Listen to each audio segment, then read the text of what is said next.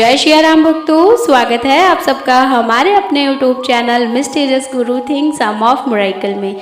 आशा करती हूँ आप सब लोग बड़े ही मंगलमय होंगे। जी हाँ भक्तों, हम उपस्थित हैं आप सबके समक्ष बाबा महाराज जी का एक बड़ा ही अद्भुत रोचक प्रसंग लेकर के, जिसको सुनने के बाद आप जो बाबा महाराज जी से छोटी छोटी शिकायतें करते हैं कि बाबा महाराज जी आप हमारी कोई भी इच्छा पूरी नहीं करते, आप हमें पता नहीं देखते भी हैं या नहीं देखते हैं, आपको हमारी परवाह भी है या नहीं है, आप हमेशा हमारे साथ ही ऐसा क्यों करते हैं, मेरी कोई भी मन का भाव सिद्ध क्यों नहीं हो पाता है। तो इस प्रकार की जो शिकायतें हैं वो करना कर देंगे आप बंद, क्योंकि इस किस्से को सुनने के बाद आपकी जो भक्ति है, आपकी जो श्रद्धा है, आपका जो विश्वास है वो और भी ज़्यादा मजबूत होने वाला है। तो ना देर करते हुए चलते हैं हम अपने विशेषण की ओर और जानते हैं क्या है वो अद्भुत प्रसंग। भक्तों, अद्भुत प्रसंग को प्रारंभ करने से उपरांत हम जहाँ पर बैठे हैं वहीं पर बैठकर आंखों को बंद करेंगे, हाथ को जोड़ेंगे और कहेंगे, हे श्री नीम करौरी बाबा महाराज, आप जहाँ कहीं भी हों हम पर अपनी कृपा दया दृष्टि कीजिएगा। हम आपके बालक हैं, हमसे प्रतिदिन अनन्य गलतियाँ होती हैं, हमें बालक समझ के हमारी उन भूलों को क्षमा कर दीजिए और बाबा महाराज हमारे आने वाले भविष्य को उज्जवल बना दीजिए। हमारी जितनी भी समस्याएं हैं, जो भी हमारे संकट हैं, उनको हर लीजिए और हमें अपने कंबल की छाँव में छुपा लीजिए। तो प्रेम से बोलिए श्री नीम करौरी बाबा महाराज जी की जय जयकार हो। जय श्री राम, जय वीर बजरंगबली हनुमान जी। श्री नीम करौरी बाबा महाराज अपने श्री कैची धाम आश्रम में विराजमान हैं। अनन्य भक्तगण बाबा महाराज की शरणागति हैं और बाबा महाराज के समक्ष अपने दुख, संकट, परेशानियां और जो भी उनकी लाइफ में खुशियां आई हैं बाबा महाराज की वजह से, वह बाबा महाराज के साथ साझा कर रहे हैं। इतने में एक वृद्ध महिला और उसका पति आता है और बाबा महाराज के समक्ष अपनी जो भी दुखद परेशानियां हैं वो बाबा महाराज को बताते हैं। बाबा महाराज बड़े ही दुखी हो जाते हैं। अपने भक्तों का दुख बाबा महाराज कभी भी नहीं देख पाते, हमेशा अपने भक्तों को वह खुशी करने का प्रयास ही करते रहते हैं।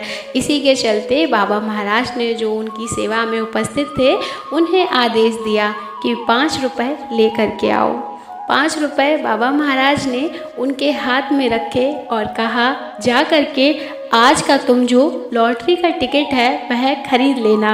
लॉटरी का टिकट भक्तों मैं आपको बताऊं, पहले टाइम में ये एक लीगल प्रोसेस था, अर्थात हम कानूनी तौर पर इन लॉटरी के टिकटों को ख़रीदा करते थे। जो भी लोग उस टाइम में रहते थे 1969 और उससे पीछे की वही बातें हैं, अब तक की हैं शायद, अभी मुझे नहीं पता इस बारे में, लेकिन जो प्रसंग है वो आप सुनिए। बाबा महाराज ने कहा कि आज का जो लॉटरी का टिकट है वह अपनी पत्नी के नाम से खरीदना, ना कि अपने नाम से खरीद लेना। वह वृद्ध दंपत्ति जाते हैं और उन्हीं 5 रुपये का टिकट बाबा महाराज के कहे अनुसार प्राप्त कर लेते हैं। अगले दिन जब सुबह होती है तो देखते हैं क्या कि उनका जो नंबर था वो आ गया है और उनको 5 लाख रुपए राशि प्राप्त होती है लॉटरी टिकट के द्वारा। यह सब जो घटना घट रही थी, जो भी चल रहा था, वह बाबा महाराज के परम भक्त श्री शंकर व्यास जी जो कथा वाचक हैं वह देख रहे थे अपने आँखों से। वह बाबा महाराज से कभी भी कुछ भी नहीं मांगते थे, परंतु उस दिन उन्होंने यह सब देखा तो उनके मन में भी भाव उत्पन्न हुआ कि बाबा महाराज तो मुझे इतना प्यार करते हैं, मैं बाबा महाराज के साथ ही रहता हूँ, जहाँ बाबा महाराज कहते हैं वहाँ मैं कथा सुनाने जाता हूँ, क्यों ना मैं भी बाबा महाराज से एक लॉटरी का टिकट प्राप्त कर लूँ, जिससे मुझे मतलब मन ही मन में वह अपना यह सोचने लग गए कि मुझे भी धन प्राप्त होगा, मैं भी कुछ अपनी सुख सुविधा की चीज़ें अर्जित करूँगा। ऐसा सोचकर काफ़ी देर तक तो वो सोचते रहे, उनकी हिम्मत नहीं हुई कि कैसे बोलूं बाबा महाराज कहीं बुरा ना मान जाएं, और मन में उनके द्वंद्व चलता रहा। कुछ देर के बाद जब बाबा महाराज जो तखत है वहाँ से उठकर अंदर कुटी में गए तो वह भी उनके पीछे चले गए और उन्होंने बड़ी ही हिम्मत करके बाबा महाराज से कहा, बाबा महाराज हमें भी लॉटरी का टिकट दिला दीजिए। बाबा महाराज ने बड़ी ही तिरछी नज़रों से देखा और कुछ भी नहीं बोले, चुपचाप बाबा महाराज कुटी में चले गए। अब वह व्यास जी जब अपने रूम में आए, कक्ष में आए, बड़े ही परेशान थे कि अब मैं क्या करूं, मैंने ये क्या कर दिया, लालच के वशीभूत होकर मैंने ये क्या कर लिया। महाराज जी तो मुझसे बहुत ज़्यादा क्रोधित हो रहे हैं, पता नहीं वो मेरे बारे में अपने मन में क्या क्या सोच रहे होंगे, अब मैं कैसे महाराज जी का सामना करूँगा। ऐसे सोचते सोचते वह मन में लेट गए। उस दिन उन्होंने भोजन भी नहीं किया, भूखे ही वह सो गए। यह सब सोचते सोचते सो गए। अचानक से देखते हैं कि महाराज जी उनके कक्ष के दरवाजे पर आए हैं और वह दरवाज़ा खोलते हैं और महाराज जी उनके पास जाकर कहते हैं कि ये बता, तू लालच के लिए आया है या हनुमान जी की शक्ति प्राप्त करने के लिए आया, भक्ति प्राप्त करने के लिए आया है, या तू धन संपदा प्राप्त करने के लिए आया है। और एक बड़ा ही जोर का घूसा उसके पीठ पर, व्यास जी के पीठ पर मार देते हैं। और जैसे ही उनके पीठ पर घूसा लगता है और उनकी आंखें खुल जाती हैं, लेकिन भक्तों आंखें तो खुल चुकी थी, परंतु उनके जो पीठ में दर्द था वो सच का दर्द हो रहा था, जैसे अभी किसी ने बहुत ज़ोर से घूसा मारा हो, इतना भयंकर दर्द हो रहा था। वह उठकर अपनी पीठ को देख ही रहे थे कि इतना बड़ा दर्द हो, इतना तगड़ा घूसा कैसे लग गया। तभी महाराज जी दरवाजे पर आ जाते हैं, कहते हैं क्या हुआ, सोए नहीं हो। तभी व्यास जी दरवाज़ा खोलते हैं और महाराज जी व्यास जी के पीठ पर ऐसे हाथ थोड़ा सा फिरा देते हैं। तभी उनका दर्द अचानक से बंद हो जाता है और महाराज जी मुस्कुराते हुए कहते हैं कि सो जाओ, सो जाओ, रात बहुत हो गई है, अभी तक सोए नहीं हो। तो व्यास जी कहते हैं हाँ महाराज जी सो रहा हूँ। और महाराज जी चले जाते हैं। सुबह जैसे ही व्यास जी महाराज जी के समक्ष जाते हैं, महाराज जी हंसने लगते हैं और कहते हैं क्यों, क्या अभी तुम्हें धन संपदा चाहिए आज लॉटरी का टिकट। और व्यास जी उनके चरणों में गिर जाते हैं कि नहीं महाराज जी, हमें कोई धन संपदा नहीं चाहिए, हमें तो केवल आपकी भक्ति चाहिए, हमें तो केवल आपकी शरणागति चाहिए, हमें आपके सिवा कुछ भी नहीं चाहिए। हम मूर्ख थे, हम पापी थे, हमें क्षमा कर दीजिए। ऐसे बहुत सारी प्रार्थनाएं करके महाराज जी से वह अपने कार्य में लग जाते हैं, कथा सुनाने के कार्य में लग जाते हैं। फिर कुछ दिन बीत जाते हैं भक्तों, तभी बाबा महाराज व्यास जी को एक दिन बुलाते हैं और कहते हैं कि जाओ आज तुम नैनीताल घूम करके आओ। और अपनी कार ड्राइवर को, जो उनकी कार से संचालन करते थे, उनको बुलाते हैं रामदास जी को कि जाओ इन्हें पूरा नैनीताल घुमा करके लेकर शाम को घर आ जाना, आश्रम में आ जाना। वह जाते हैं नैनीताल। अब आप सभी तो जानते हैं नैनीताल में इतना मनमोहक दृश्य है जो कि देखते देखते मन ही नहीं भरता। व्यास जी देखते देखते दृश्यों को तल्ली ताल तक चले जाते हैं और उन्हें काफ़ी देर हो जाती है वापस आने में। और इंतज़ार करते करते जो बाबा महाराज की गाड़ी थी और जो उनके ड्राइवर थे वह वापस लौट जाते हैं।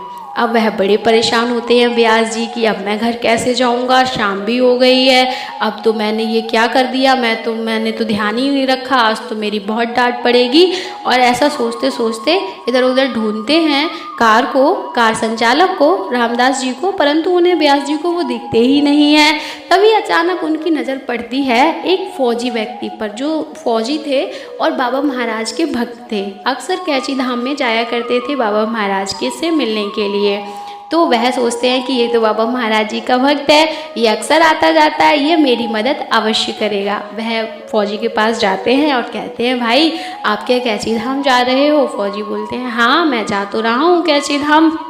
तो व्यास जी बोलते हैं मुझे भी बैठा लो, मुझे भी ले चलो, मेरा जो कार संचालक थे वो चले गए, मैं भटक गया हूँ, आप मुझे कैची धाम छोड़ देना। तो जो फौजी होते हैं वो कहते हैं क्या मैं पागल लग रहा हूँ, मैं तुम्हें लेकर के जाऊँगा, मेरे पास इतना फालतू का टाइम नहीं है, मैं जा रहा हूँ। ऐसे कहकर वो निकल जाते हैं फौजी साहब जो थे। अब जो व्यास जी हैं उन्हें बड़ा ही क्रोध आता है। एक तो क्रोध ये आ रहा था कि मैं क्यों इतनी दूर घूमने निकल गया, जो मुझे ध्यान भी नहीं रहा कि कोई मेरे साथ है या नहीं है। अब ऊपर से रात हो गई है, ऊपर से बाबा महाराज जी डांटेंगे उसकी चिंता अलग से है और बहुत सारी टेंशन उन्हें थी। गुस्से में कहते हैं कि अगर तू मेरा भक्त होता, महाराज जी का भक्त है, अगर तू मेरा भक्त होता तो तुझे घूसे मार मार के मैं ठिकाने लगा देता, तुझे कभी भी अपना भक्त नहीं बनाता, तुझे बिल्कुल बिल्कुल भी तमीज़ नहीं है। किसी भक्त की मदद कर देता तो तेरा क्या चला जाता, तेरी गाड़ी खाली गई, अगर मैं इसमें बैठ जाता तो तेरा क्या चला जाता। ऐसे मन में सोचकर वह रह जाते हैं और कुछ नहीं बोलते, बस पकड़ करके वह वापस आ जाते हैं। भक्तों, जैसे ही वह उतरते हैं बस से, वहीं पर उन्हें महाराज जी की कार और उनका संचालक मिल जाता है। रामदास जी कहते हैं, उनके हाथ जोड़ने लगते हैं कि पंडित जी क्षमा कर देना, मैंने तो आपका बहुत इंतज़ार किया था परंतु आप आए नहीं। रास्ता देखते देखते मैंने सोचा महाराज जी मुझे डांटेंगे तो मैं चला आया, परंतु आप महाराज जी से ये मत कहना कि मैं आपको छोड़ करके चला आया, आप ये कहना कि महाराज जी इसे तो मैंने भेज दिया था, आप ऐसा कह देना। तो पंडित जी कहते हैं, व्यास जी ठीक है, तो इसमें क्या दिक्कत है, हम कह देंगे। इतना कहकर जैसे ही व्यास जी आश्रम में घुसने ही वाले होते हैं तो परिसर में क्या देखते हैं कि उस फौजी को महाराज जी बहुत सारे घूसे मार रहे हैं, घूसे मार रहे हैं, बहुत गुस्से में है महाराज जी। अब व्यास जी डर जाते हैं कि महाराज जी इतने गुस्से में हैं और मैं तो फिर इतना लेट हो गया, अब क्या होगा, ये क्या है क्या नहीं है, उनके कुछ समझ में ही नहीं आता है। व्यास जी इतना डर जाते हैं कि वह महाराज जी से बोलते भी नहीं हैं और छुप के अपने कक्ष की ओर निकल जाते हैं। ठीक है, अब भक्तों वह कक्ष में पहुंच तो गए हैं परंतु उनके मन में यह सब दृश्य चल रहा है कि महाराज जी को आज तक इतना क्रोधित मैंने कभी नहीं देखा, किसी भी भक्त के साथ महाराज जी का कभी भी ऐसा व्यवहार नहीं है, ये हुआ तो हुआ क्या है।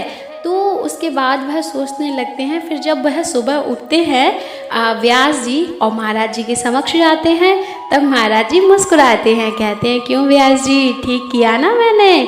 तो व्यास जी कुछ भी नहीं कहते, ये भी नहीं कहते हाँ किया, ये भी नहीं कहते नहीं किया, परंतु व्यास जी कहीं ना कहीं समझ चुके थे कि जो मेरे मन के भाव थे कि मैं इसको कभी भी अपना भक्त नहीं रखता, अगर महाराज जी की जगह मैं होता तो इसको घूसे मार मार के अपने मंदिर से, अपने परिसर से बाहर निकाल देता।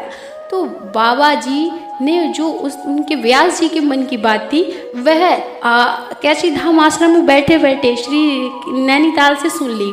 तो अब आप ये सोच कर देखिए, जब आप बाबा महाराज से छोटी छोटी शिकायतें करने जाते हैं तो यह कहाँ तक सही बात है। जब बाबा महाराज मन की बात इतनी दूर से सुन लेते हैं और उसे मानते भी हैं तो फिर हम ऐसा क्यों करते हैं। बाबा महाराज कभी भी अपने भक्तों को कष्ट में नहीं देखते। और एक बात और हमें ध्यान रखनी होगी भक्तों, कि जो वजह से हम भक्त हैं और बाबा महाराज का कोई और भक्त है या किसी और भी भगवान का भक्त है, तो हमें हमेशा जितना हमसे बन पड़ता है हमें उस भक्त की हेल्प करनी ही चाहिए। यही हमारे महाराज जी की शिक्षा है और हमें ऐसा करना भी चाहिए। यदि वह फौजी व्यक्ति कथावाचक जी को बैठाल के ले आता तो उसकी गाड़ी में जगह तो थी, कुछ उसका बिगड़ता नहीं और वह बाबा महाराज जी का भी प्रिय रहता, परंतु उसने बाबा महाराज जी की शिक्षा का अनादर किया, उसने भक्त होने का अनादर किया, जिसका उसे फल भुगतना पड़ा। तो हम आज से हमेशा ध्यान रखेंगे कि हम कभी भी किसी भी भक्त की या किसी भी जन की, किसी भी व्यक्ति की, पशु की, मानव की जो सेवा हमसे बन पड़ती है उसे करने से कभी भी पीछे नहीं हटेंगे। बाबा महाराज जी की अपार कृपा आपको प्राप्त होगी अगर आप ऐसा उनकी सारी शिक्षाओं को मानते हैं और ऐसा कार्य करते हैं। तो प्रेम से बोलिए श्री नीम करौरी बाबा महाराज की सदा ही जय हो। मिलेंगे भक्तों अगले विशेष अंक में, तब तक के लिए जय श्री राम। हरे राम राम राम सीता राम।